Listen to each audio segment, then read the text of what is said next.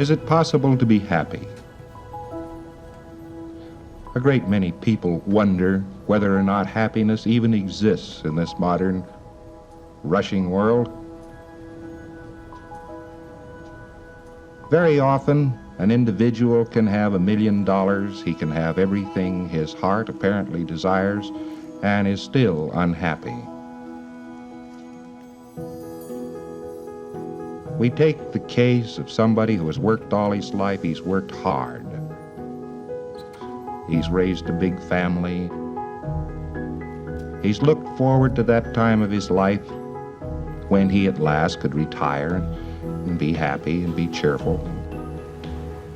Have lots of time to do all the things he wanted to do. And then we see him after he's retired, and is he happy? No. He's sitting there thinking about the good old days when he was working hard. Our main problem in life is happiness. The world today may or may not be designed to be a happy world. It may or may not be possible for you to be happy in this world. And yet, nearly all of us have the goal of being happy and cheerful about existence. And then very often we look around at the world around us and say, well, nobody could be happy in this place. We look at the dirty dishes in the sink, and the car needing a coat of paint, and the fact that we need a new gas heater, we need a new coat, we need new shoes, or we just like to have better shoes,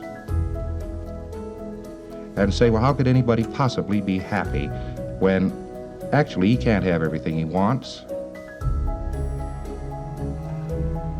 He is unable to do all the things he'd like to do, and therefore this environment doesn't permit a person to be as happy as he could be.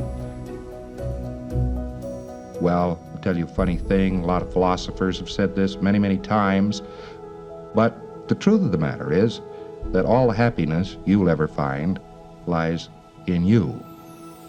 You remember when you were maybe 5 years old and you went out in the morning and you looked at the day and it was a very, very beautiful day. You looked at flowers and they were very beautiful flowers. 25 years later, you get up in the morning, you take a look at the flowers, they're wilted. The day isn't a happy day. Well, what's changed? You know, they are the same flowers. It's the same world. Something must have changed. Well, probably it was you.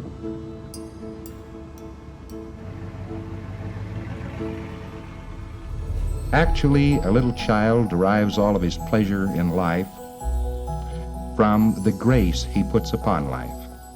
He waves a magic hand and turns all manner of interesting things into being out in the society.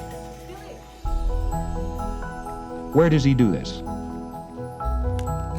He goes down and he looks at the cop. Here's this big, strong brute of a man riding this iron steed up and down. Boy, he'd like to be a cop. Yes, sir, he'd sure like to be a cop. 25 years later, he looks at that cop riding up and down, checking his speedometer, and says, doggone these cops. Well, what's changed here? Has the cop changed? No, just the attitude toward the cop. One's attitude toward life makes every possible difference in one's living. You know, you don't have to study 1,000 ancient books to discover that fact, but sometimes it needs to be pointed out again, that life doesn't change so much as you.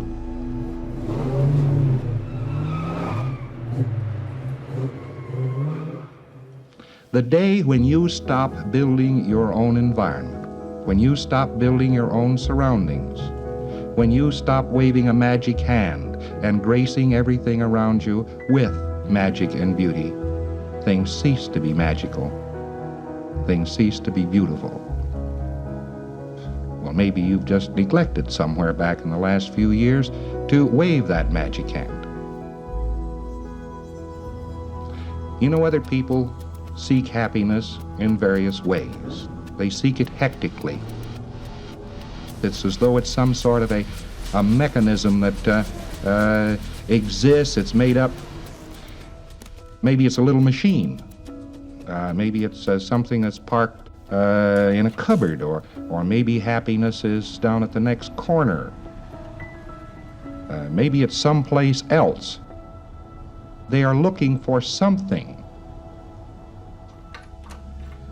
Well, the odd part of it is, the only time they'll ever find something is when they put it there first.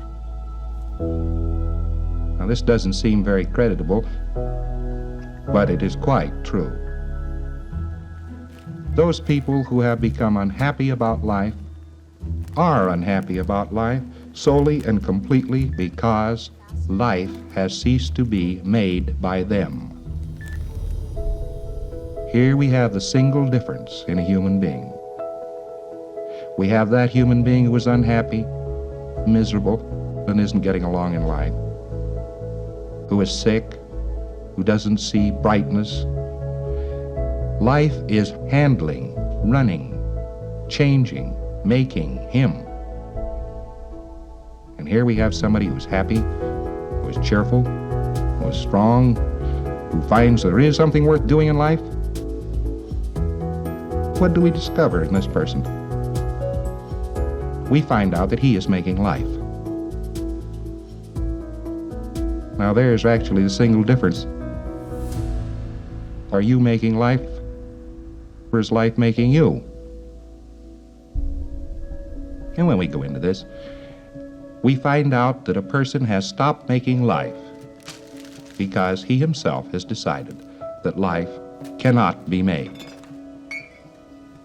Some failure, some small failure, maybe not graduating with the same class, maybe that failure that had to do with not marrying quite the first man or woman who came along and seemed desirable.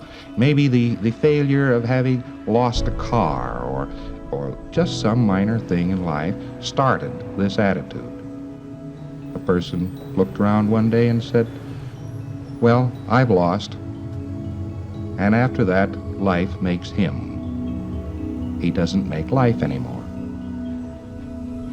Well, this would be a very dreadful situation if nothing could be done about it.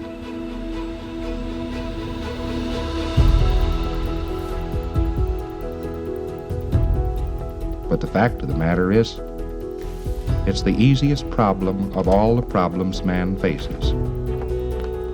Changing himself and changing the attitudes of those around him.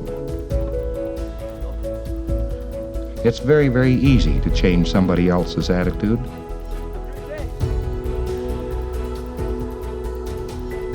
Yet you are totally dependent upon other people's attitudes.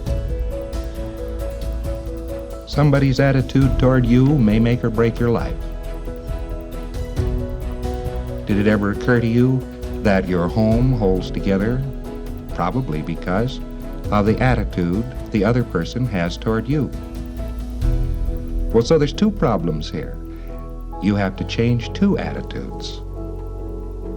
One, your attitude toward somebody else. And two, their attitude toward you. Well, are there ways to do these things? Yes, fortunately, there are. For many, many, many centuries, man has desired to know how to change the mind and condition of himself and his fellows. Actually, man hadn't accumulated enough information to do this up to relatively few years ago. But we're living in a very fast-paced world. We're living in a world where magic is liable to occur at any time, and has. Man now understands a great many things about the universe he lives in which he never understood before. And amongst the things which he now understands is the human mind. The human mind is not an unsolved problem. 19th century psychology did not solve the problem. That doesn't mean that it hasn't been solved. In modern times, the most interesting miracles are taking place all across this country and across the other continents of Earth. What do these miracles consist of? They consist of people becoming well. It consists of people who are unhappy becoming happy once more. It consists of abolishing the danger inherent in many of the illnesses and in many of the conditions of man. And yet the answer has been with man all the time. Man has been able to reach out and find this answer. But perhaps man himself had to change. Perhaps he had to come up into modern times to find out that the physical universe was not composed of demons and ghosts, to outlive his superstitions, to outlive the ignorance of his forebears. Perhaps he had to do everything, including invent the atom bomb, before he could find himself. Well, he has pretty well mastered the physical universe now. The physical universe is to him now rather a pawn. He can do many things with it. And, having conquered that, he can now conquer himself. The truth of the matter is, he has conquered himself. Scientology came about because of man's increased knowledge of energy. Man became possessed of more information about energy than he had ever had before in all of his history. And amongst that, he came into possession of information about the energy which is his own mind. The body is an energy mechanism. Naturally, a person who cannot handle energy could not handle a body. He would be tired. He would be upset. He'd be unhappy. As he looks all around him, he finds nothing but energy. If he knew a great deal about energy, particularly the energy of himself, the energy that made him think, the energy that was himself, and the space which surrounded him, he, of course, would know himself. And that, in the final essence, has been his goal for many thousands of years, to know himself. Scientology has made it possible for him to do so.